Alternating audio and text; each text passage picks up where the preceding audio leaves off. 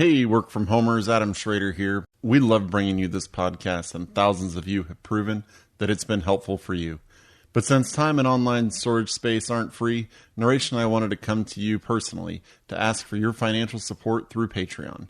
Go to patreon.com/workfromhomeshow and help support the show. And we appreciate your support at any amount you choose. That's patreon.com/workfromhomeshow. Thanks for your support. Let's get to the show. Forced to work from home by your employer? Laid off or feeling depressed at home? Do you want to make money working from anywhere? We'll show you how to do it from your couch. It's time for another episode of the Work From Home Show. Coming to you from their homes in Austin, Texas and Tampa, Florida, here are your hosts, Adam and Naresh. Hey everybody, welcome back to another episode of the Work From Home Show. I'm Naresh Vissa with Adam Schroeder. Today we have Dr. Dilip Jeste on the show. He's a Senior Associate Dean for Healthy Aging in Senior Care, as well as a Distinguished Professor of Psychiatry and Neurosciences, the Estelle and Edgar Levi Memorial Chair in Aging, Director of the Sam and Rose Stein Institute for Research on Aging, and co-director, IBM-UCSD Artificial Intelligence for the Center for Healthy Living, all at the University of California, San Diego School of Medicine, UCSD. I have a friend who did his fellowship over there, but not in psychiatry. He is the former president of the American Psychiatric Association, also known as the APA, and co-author of the new book, Wiser, The Scientific Roots of Wisdom, Compassion, and What Makes Us Good. The reason why we have Dr. Jeste on the show is because he can share wisdom, compassion, and how we can be our best while working from home, while recovering from the pandemic, while starting our businesses. So without further ado, Dr. Dilip Jeste, welcome to the Work From Home Show. Thank you. It's a pleasure to be with you, Naresh and Adam. Yeah, well, let's talk about your book throughout the episode. So let's first start with, you talk about, the book is called Wiser. So what does it mean to be wise? What are the qualities of a wise person? I want to start there. Sure. So we have been studying wisdom as a scientific entity for the last 20 years. Wisdom, as you know, has been a philosophical and religious concept. It has been in practically all the religions and all the philosophies. But scientific research in wisdom only started around 1970s. Since then, though, it has been growing, and there is increasing number of publications in this area in the last decade. I got interested in wisdom as a scientist about 2 decades ago. But way before then, I was raised in India, and like other Eastern cultures, people in India believed that older people are wiser. And I always had that in my mind. The question was, is that really true scientifically? Is there such a thing as wisdom? And do older people have more of it? So that's how we started studying wisdom a couple of decades ago. Wisdom is a personality trait.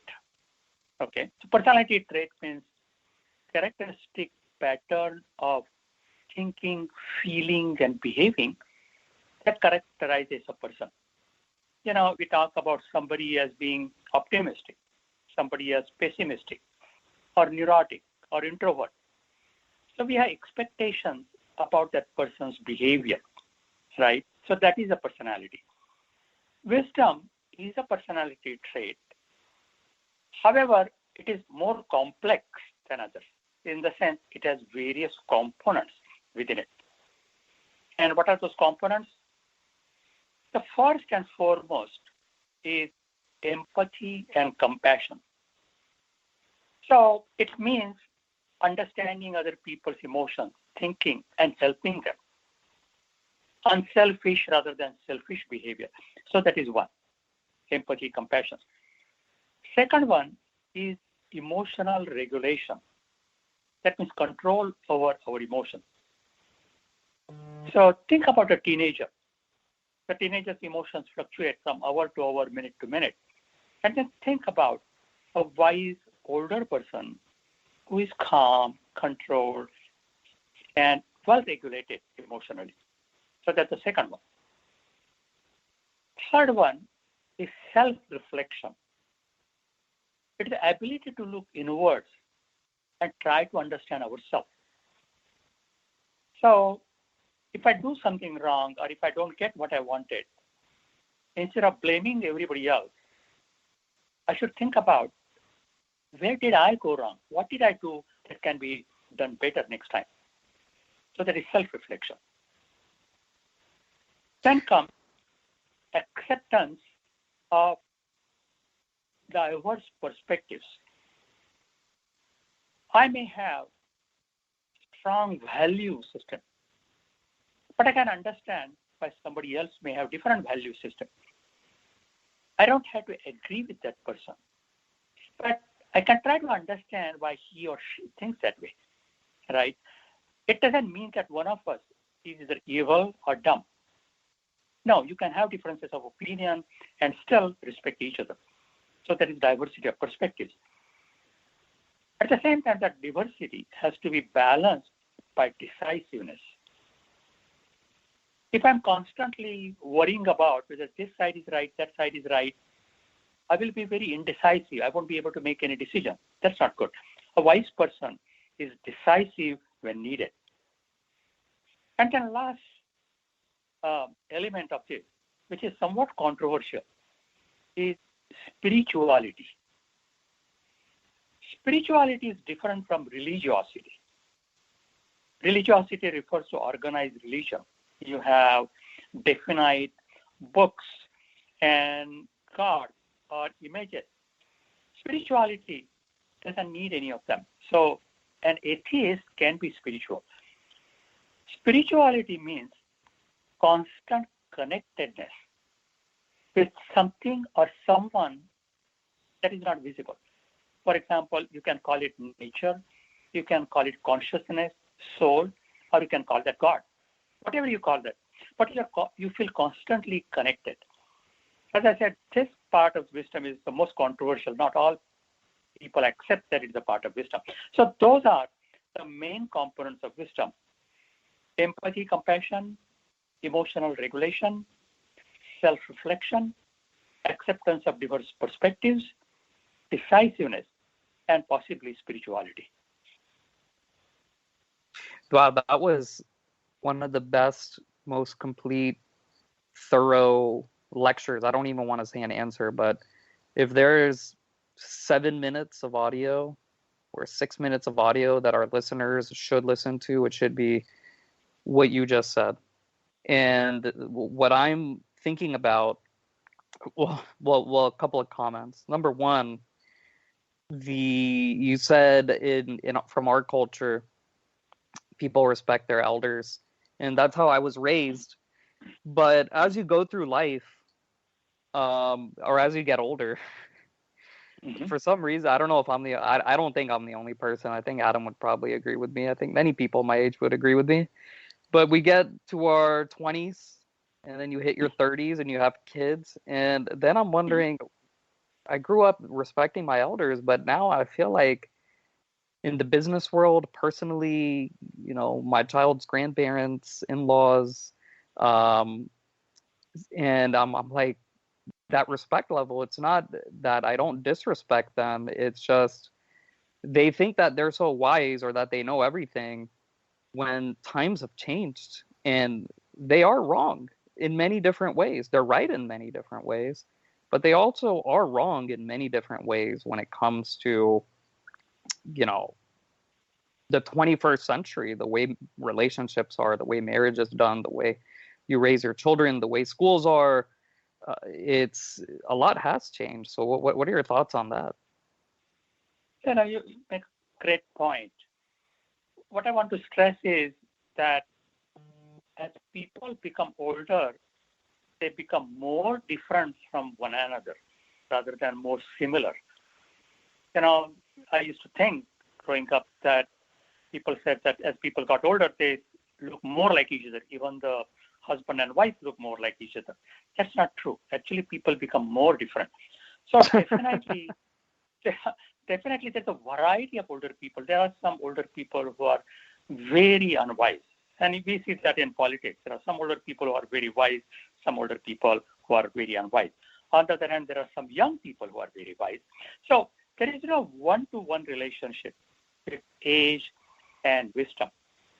However, if we think about ourselves as we were growing up, a teenager period is a very difficult period of life, right? I mean, that's where there is rebellion, uncertainty, a lot of pressure. And then we become 21. Suddenly we are legally an adult. We have to make decisions for ourselves. Am I going to continue education? Which education? Am I going to take a job? Which job? Where do I settle? How do I choose my life partner? And so on and so forth. Constant peer pressure. And you feel that you are being worse than your peers. That's a period of considerable anxiety, depression, stress, distress. In recent decades, actually, the suicides have gone up in teenagers and people in their 20s and early 30s, more so than in other age groups. So that's really a period of great stress.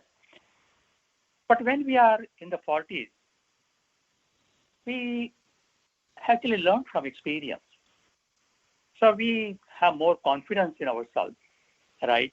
We don't have that peer pressure that we had in the 20s when we had to satisfy other people in order to have good self-esteem. When we're in the 40s, we don't care about that much. Sure, to some extent we do, but not to that extent. And also we then often have family, definitely friends, colleagues. We enjoy their company. And we become happier than we were as teenagers or in the 20s. And that actually continues as we get older. Also, with age, we become somewhat more unselfish. In the beginning, we just think about ourselves. The whole world revolves around them. Now we realize, actually our kids, spouse, partner, good friends, good colleagues, they are also important, right? So we help them, they help us. So by and large, if you see that some of these components of wisdom do tend to increase with age.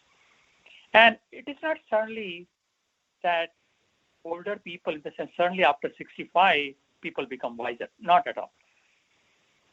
And there are older people who refuse to accept the changes that are occurring. So, Naresh, you are absolutely right. I mean, there are older people who don't think about the 21st century. They're still living in the early part of the 20th century, and that's wrong. That's not wise behavior. A wise older person will say that I grew up in different circumstances, and I like what I did. I like what I do. I can't do everything that my kids and grandkids can do, but I respect them. And that's the kind of wisdom that is usually associated with wisdom, and that's actually the kind of thing that we should expect in older people, but not all older people are like that. But I'll also say that in the workplace, so take away the personal stuff. Let's talk about the workplace, because we're the work from home show. One of the major clashes, and this is not anything recent. I had to deal with it when I joined the workplace, being Adam's intern way back in 2008, I think. And even as I progress in my career, it's the clashing of the older folk, the people who have been around and survived recessions and think that because they're older, because they have on paper more experience, that they deserve the job title or that everything that they say is right, versus the younger millennial who's better with technology, knows how to use Microsoft Office, Microsoft Excel, is good with computers, and is very quick and fast.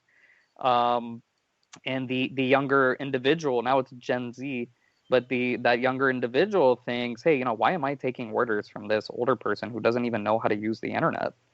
And it's a major issue right now in the workplace. And I think it's part of the reason why I left the workplace and decided to create my own workplace with my two companies.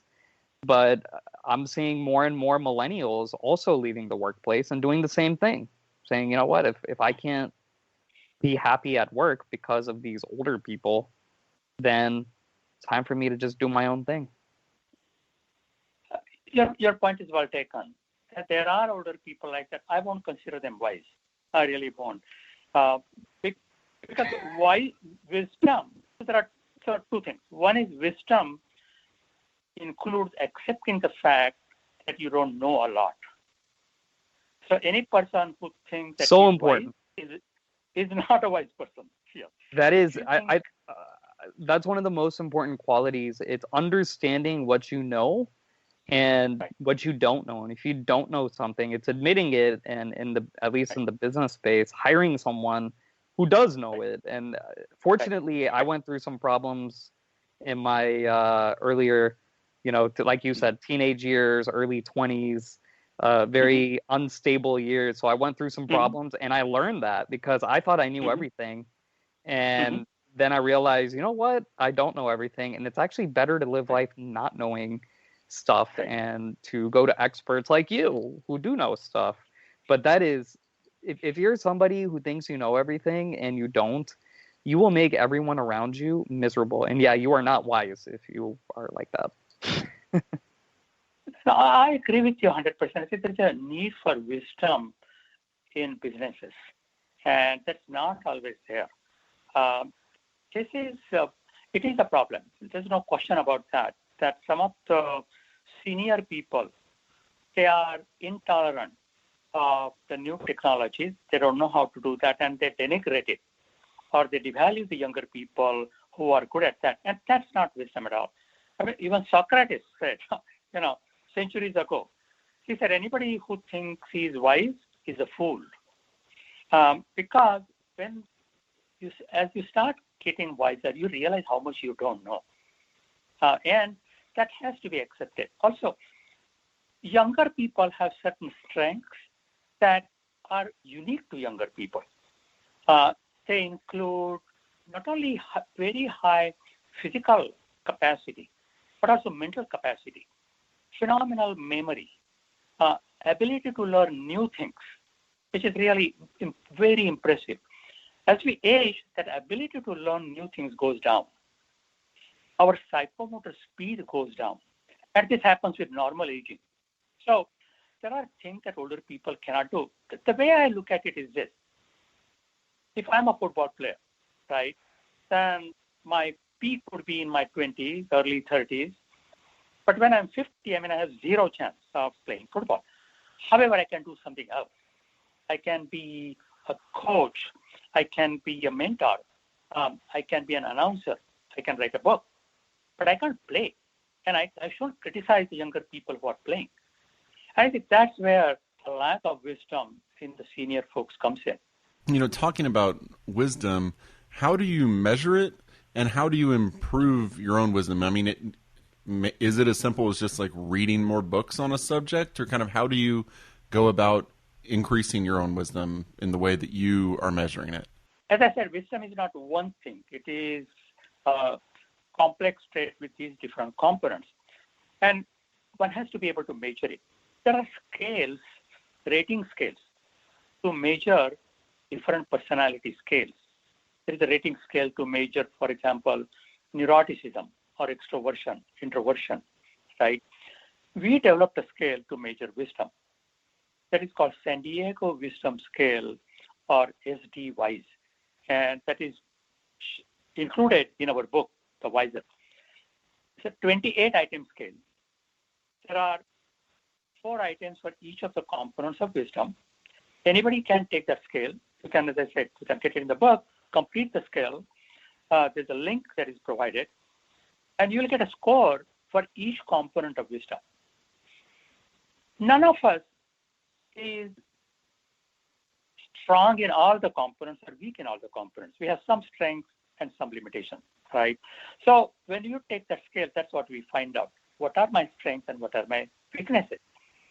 Once you find out, then we should try to improve the areas in which you are weak.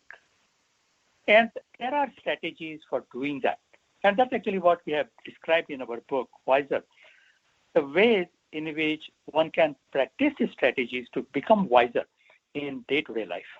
Yeah, what I really love about your answers in your book, I have at least 2 family members who are psychiatrists, and when they talk about, I mean, we don't talk much about medicine or psychiatry, but when when I used to see like my aunt round, and when I have talked about medicine, they speak too scientifically. They speak too much about the textbook. What your textbook at UC San Diego Psychiatry will say.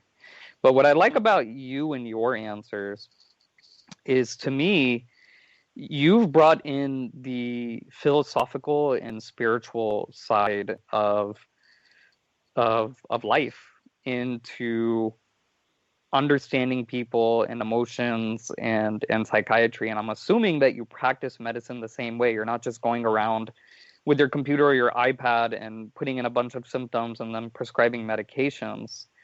Can you tell us a little bit about the inspiration for your research, for your book?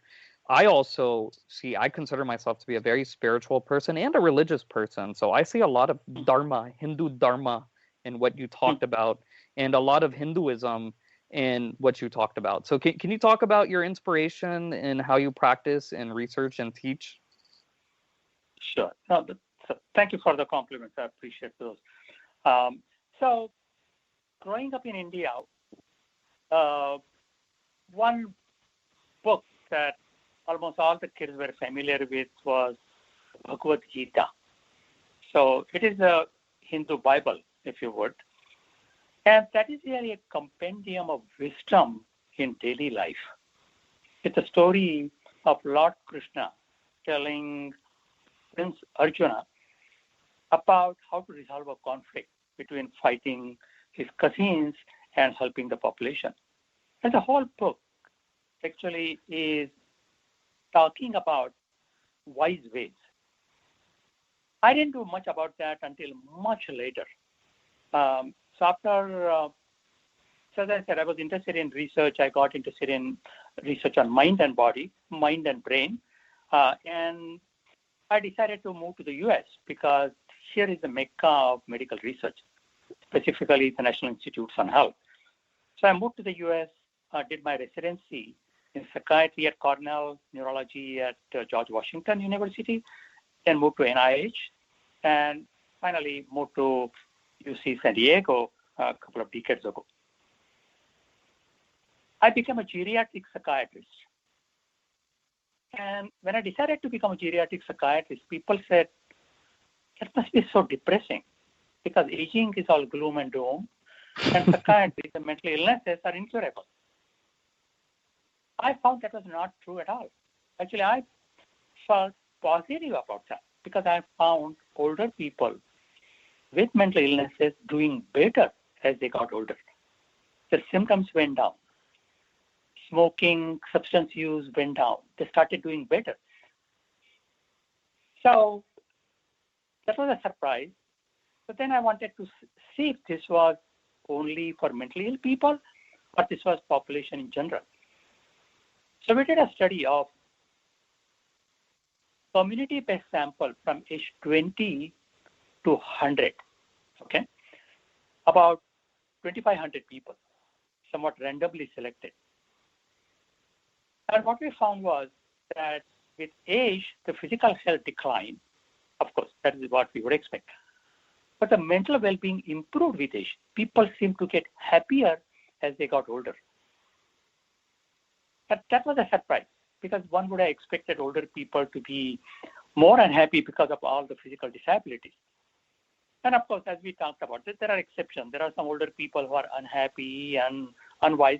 But by and large, we tend to be happier than when we were teenagers or in our 20s, right? And so then I started wondering why was that so? And that's what brought me to looking at wisdom, but wisdom as a scientific entity. So one study we did, and that will interest you, is we studied the Gita scientifically. We did a qualitative, quantitative mixed method study using an anthropologist as a consultant. So, how can you study wisdom in the Gita? What we did was, we looked at online translation of Gita in English, because Sanskrit is terrible. So we looked at the English translation of the Gita online. Then we wanted to find out how many times the word wisdom, or its opposite, which is foolishness, okay, how often they were used, these words, but more importantly, in what context they were used. Okay, to give you an example, the Gita says that a wise man is somebody who is decisive. He makes decision. So Arjuna, you have to make a decision. You can't be vacillating all the time. You have to decide to fight, right? So, and there were a number of verses like that in the Gita. So that made us think that, okay, decisiveness is a component of wisdom. Gita talks about helping other people throughout. And again, most religions do. Same thing with the Bible. There are 12 books of wisdom in the Bible, including the book of Job.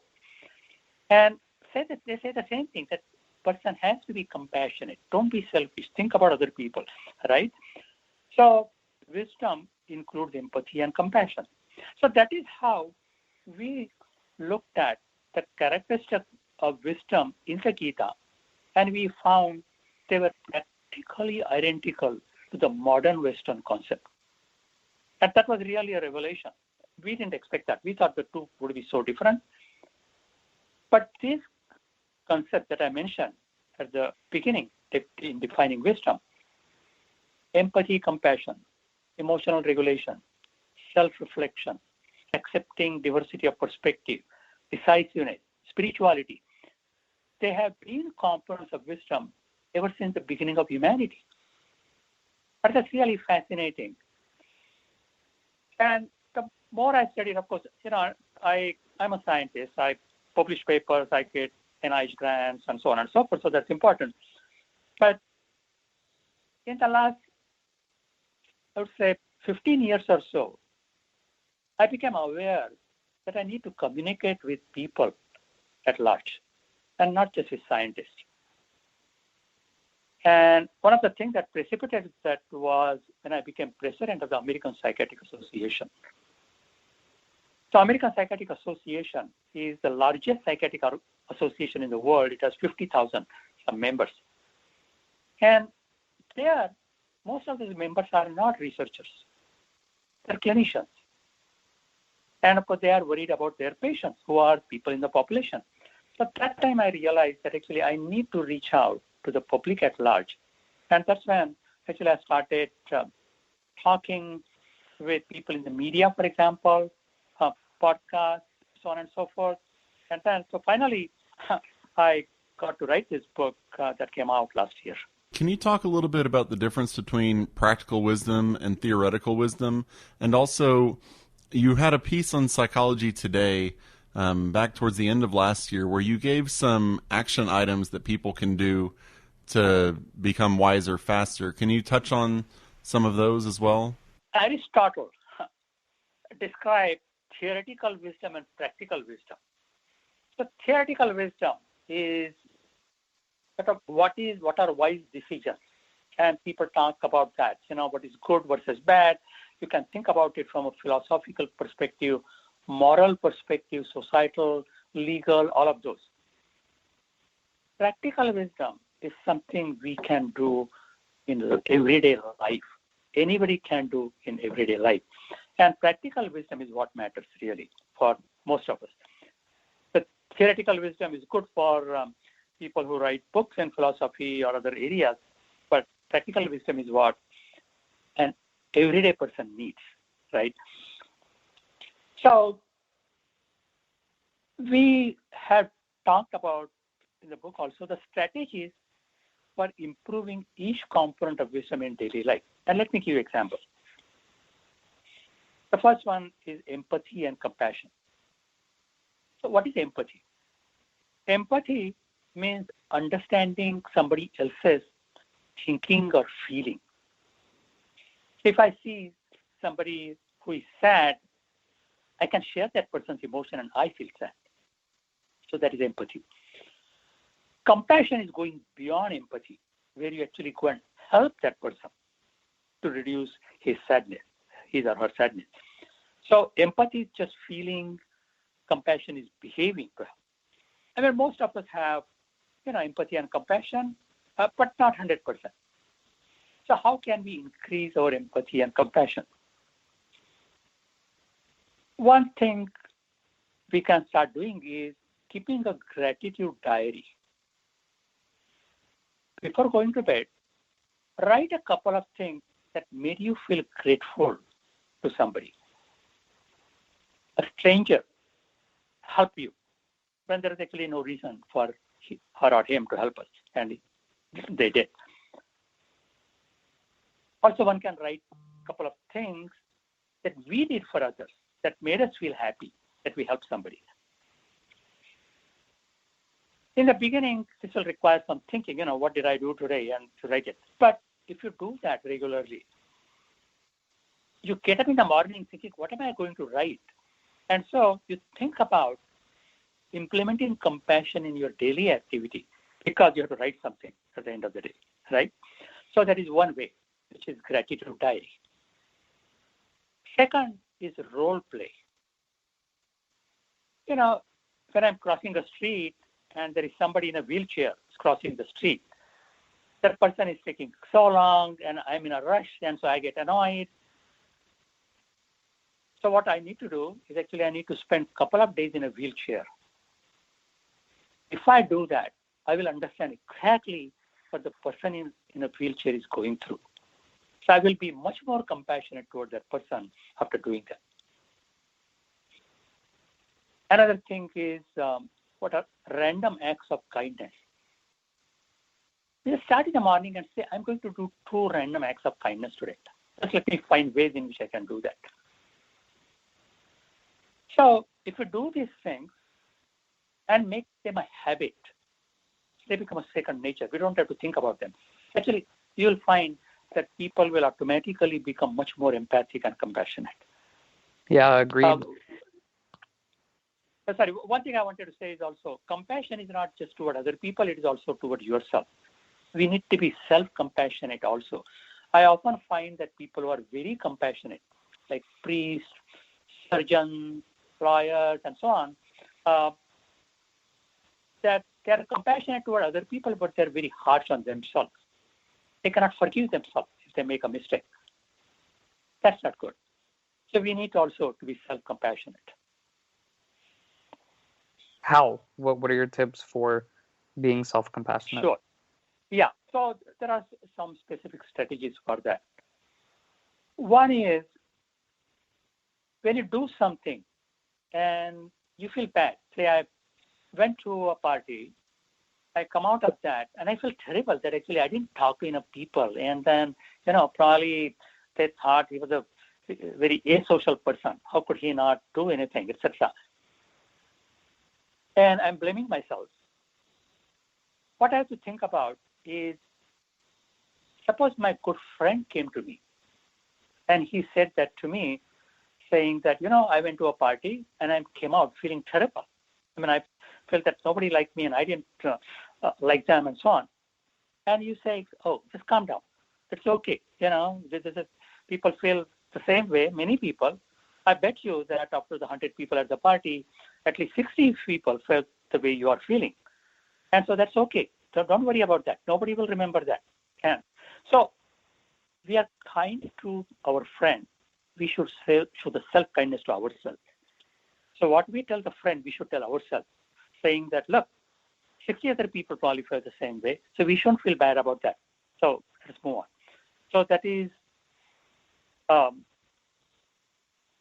of reassuring ourselves and giving the advice to ourselves that we would give to our friend. Second is what is called sense of common humanity. Everybody makes mistakes. So let's say I said something which hurt another person, and then I realized that I shouldn't have said that. What do? First thing is I said, I feel very bad, and clearly I need to go and apologize for that person. But then I need to get over it, because everybody makes mistakes. I'm not the only one who's inadvertently said hurtful things. Other people also do that. I didn't mean to do that, but I did. But that's okay. Let me learn from that. So I get over it. So we become more accepting and more forgiving of ourselves. So again, it's a question of practice. If we practice it, we'll start doing better.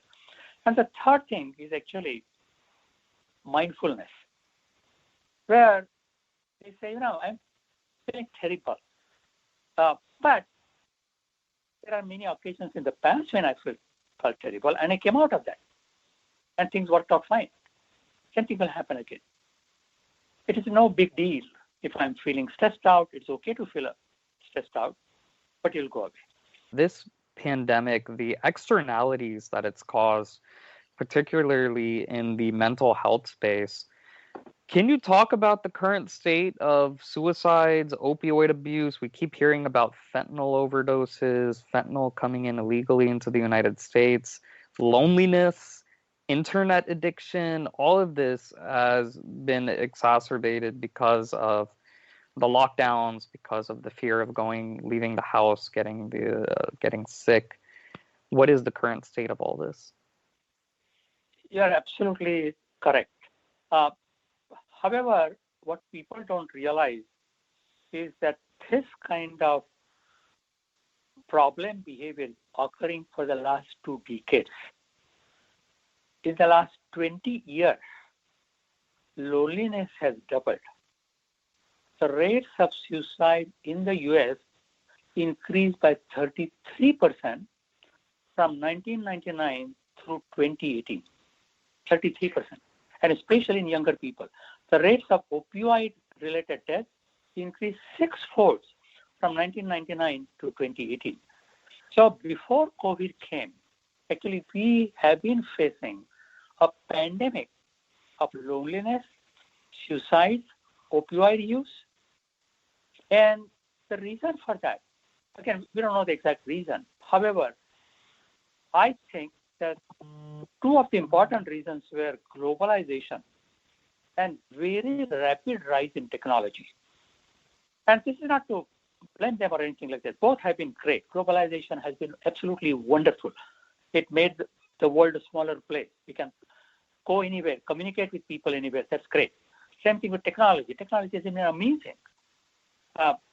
Just this podcast we are doing, or the Zooms we do, as well as so many other things that technology has done to make our life easier. However, the speed with which they have occurred has made life much harder.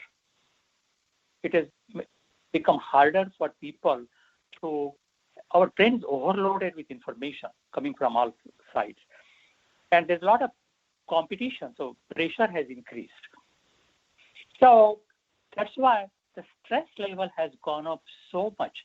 There have been a number of surveys done that show that the level of stress, distress, anxiety, and depression in the US increased something like 40% in the last 12 years. So these are real things that are happening. People often don't know this, but according to the US government statistics, 160,000 Americans die per year from loneliness. 160,000. That's more than the number of deaths due to lung cancer or stroke. And can you say that number again? 100, how many? 162,000. 62,000. And is the definition of loneliness Is Yeah, that just right. if you live alone, you don't have a spy? Right. No, I'm glad you asked that question. So here, and by the way, this is the U.S. government statistics.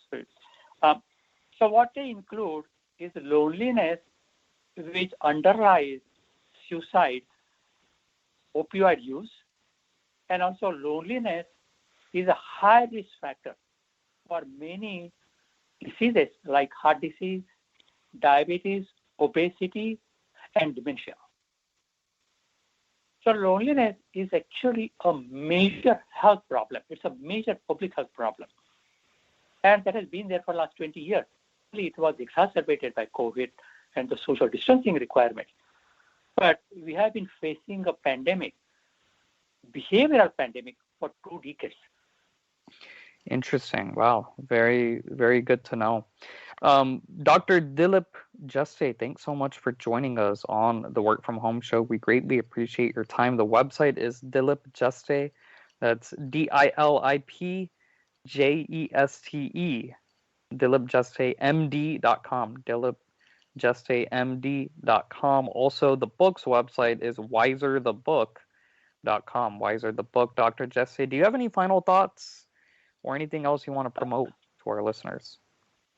Sure. So one thing I want to say is I talked about this loneliness pandemic, but I have good news.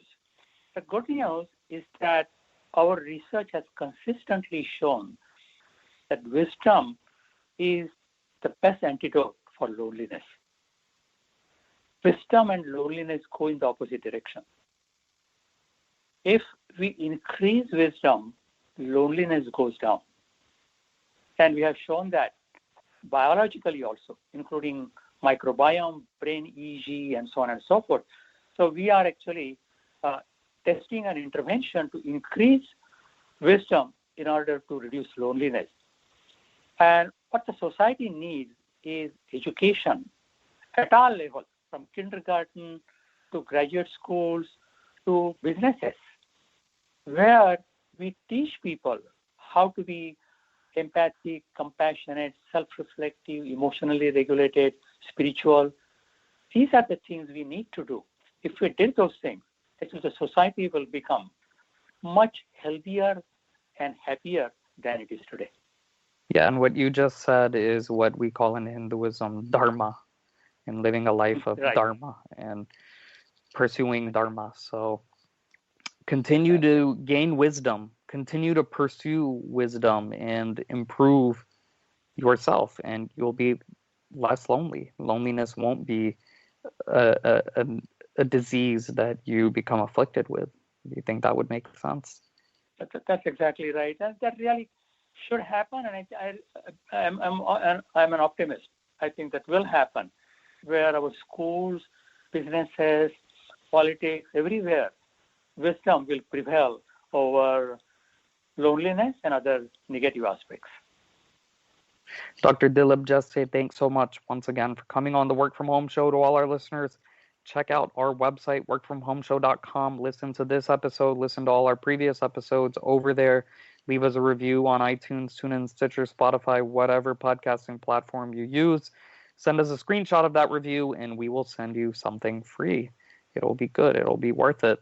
Get on our mailing list. And again, if you get on our mailing list at workfromhomeshow.com, we will send you something free. And if you have any questions, hello@workfromhomeshow.com. That's hello@workfromhomeshow.com. Until next week, keep on working from home.